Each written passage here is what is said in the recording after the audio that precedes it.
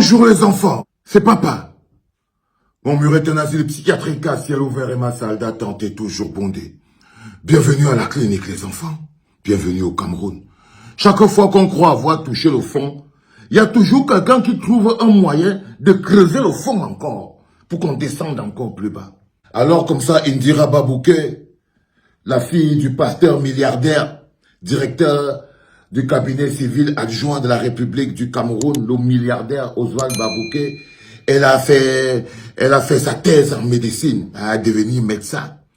Elle a fait sa thèse en médecine. Et ils ont trouvé extraordinaire que non, ils doivent passer ça en direct à la télévision, Dash Télévision. Là, quand vous regardez sur cette photo, les invités prestigieux sont derrière. Il y a par exemple Charles Ndongo, hein, qui s'est déplacé pour venir à la soutenance de Indira Babouke, la fille du milliardaire, pasteur directeur du cabinet civil adjoint de la République du Cameroun, la bananière République du Cameroun. Monsieur Babouke, quand on gère la fortune publique, on fait preuve d'un peu de décence. Quand on gère la fortune publique, on fait preuve d'un peu d'humilité. C'est la fortune publique. Quand vous gérez 80% d'une population pauvre, qui souffre, l'étalage de votre prestige, de votre puissance, de votre richesse, de votre fortune, n'est pas un acte socialement, politiquement correct. C'est du mépris pour la souffrance. C'est le mépris pour la souffrance. C'est-à-dire que c'est un besoin de démontrer aux pauvres qui souffrent à quel point vous êtes au-dessus d'eux. À quel point vous êtes au-dessus d'eux. Lorsqu'on gère la fortune publique, on fait preuve d'un peu de retenue. Si je tombe malade aujourd'hui au Cameroun, et je suis couché comme ça là, je vois le docteur qui va venir me soigner. Docteur Indira Babouke. Je ne sais pas. je ne sais pas. Parce que quand je regarde ça, ça c'est les diplômes de la corruption. Ça c'est les diplômes. C'est-à-dire que cette action démontre une grosse corruption, une manipulation, un besoin. Il y a quelque chose de faux derrière. C'est-à-dire que c'est pour ça que le docteur Aimé Boni dit souvent que non. Au Cameroun, là, la formation des médecins, c'est là-bas qu'on fabrique la destruction de la vie. Et quand vous voyez Indira Babouke, vous voyez sa vie, vous voyez le temps et le calme qu'il faut pour faire un médecin, vous voyez la pratique, vous voyez comment ça se passe, vous voyez l'environnement de corruption que c'est, vous voyez même comment c'est présenté de manière corruptible. Moi, je ne fais pas confiance en tant que médecin. Moi, si j'arrive dans ce pays-là et que je suis malade ou j'ai quelqu'un qui est malade, toi, Indira Babouke, jamais, jamais, je ne pourrais l'accepter. Jamais. Bonjour la famille, j'espère que vous portez bien. De mon côté, je me porte super bien. La famille, je vous prie ici de partager la vidéo, liker, surtout abonnez-vous à la page pour ne pas rater les prochaines vidéos. Allez aussi vous abonner à ma chaîne YouTube. Laissez vos avis dans les commentaires parce que c'est très important. Où va le monde? Aujourd'hui, nous parlons ici de Indira, où depuis 2 jours aujourd'hui, en fait depuis hier, je tombe sur les publications où certaines personnes ne sont pas contentes de la soutenance d'Indira. Pourquoi? Parce que son père est en train de narguer le peuple. Donc pour vous, vous pensez qu'aujourd'hui, si quelqu'un a des moyens, il n'a plus le droit d'élever peut-être ses enfants ou une famille plus haut. Non, pour vous, vous trouvez que non. Il y a toujours de la tricherie quelque part. Il y a toujours du vol quelque part. On est tenté de berner, on est tenté de manquer de respect au peuple. Vous avez écouté Vassero, comme d'habitude, il est toujours celui-là qui se lève parfois et dit des conneries, de dire des trucs qui n'ont même pas de sens, même parfois. Je me pose parfois des questions que toutes ces personnes-là qui suivent ce monsieur en longueur de journée, est-ce que quand vous vous asseyez parfois, vous écoutez ce fumeur de chanvre-là qui est Vassero, est-ce que en ce qu'il dit, qu'est-ce que vous retenez dans ses paroles tous les jours? Ça, c'est la question que je pose toujours. Je pose surtout cette question-là presque tous les jours. Qu'est-ce que vous retenez pour quelqu'un qui est toujours en train de diviser les Camerounais, chercher toujours la possibilité de mettre une haine entre les Camerounais. Aujourd'hui, Indira est celle-là que plusieurs personnes sont en train de dire que cette soutenance qu'on a montrée aujourd'hui aux yeux du monde est fausse. Elle n'est pas vraie. Elle ne mérite pas ce titre-là. Elle a fréquenté à quel moment? Elle a fait comment pour avoir ce résultat? Je ne peux pas la faire confiance si je suis malade, je suis dans un centre, si c'est elle qui doit me soigner, je ne peux pas la faire confiance. Donc pour vous, vous pouvez seulement faire confiance à ceux-là qui sont partis, qui sont peut-être à l'extérieur, qui sont partis peut-être fréquenter à l'extérieur et revenir au Cameroun, vous pouvez peut-être les faire confiance. Mais votre propre soeur, tout le monde a vu ici, Indira aller à l'école tous les jours. Et ce n'est pas seulement ce que Indira fait. Indira fait plusieurs choses. Elle a plusieurs casquettes.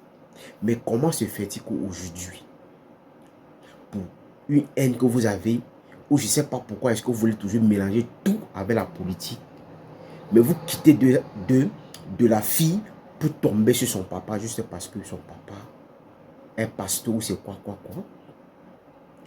Et vous trouvez que non, quand quelqu'un gère les biens publics, il n'a pas le droit de faire ceci, il n'a pas le droit de faire ceci.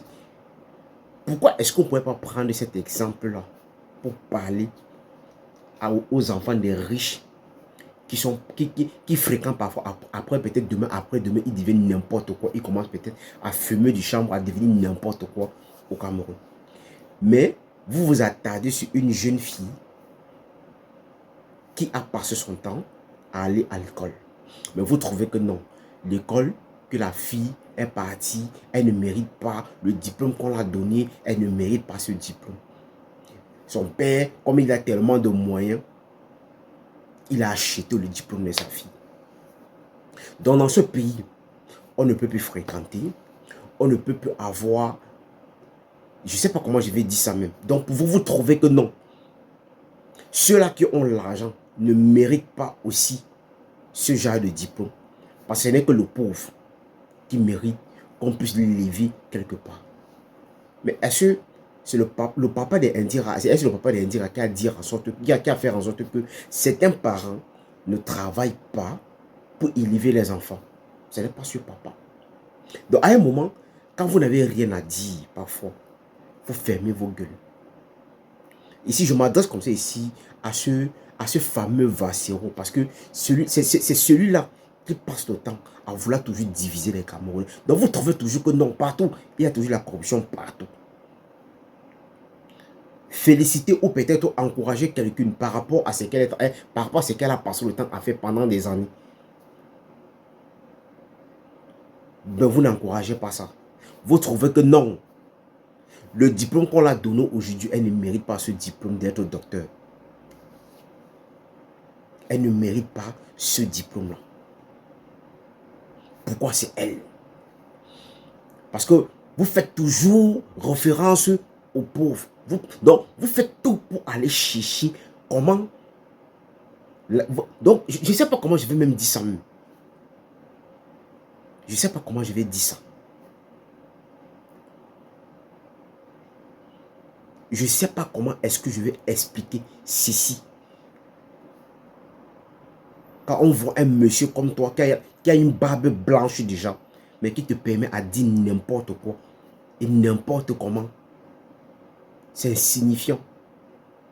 Donc pour vous, c'est que dans ce pays, les parents qui ont de l'argent ne méritent pas que peut-être les enfants vont dans les grandes écoles, ne méritent pas, parce que vous trouvez toujours que non.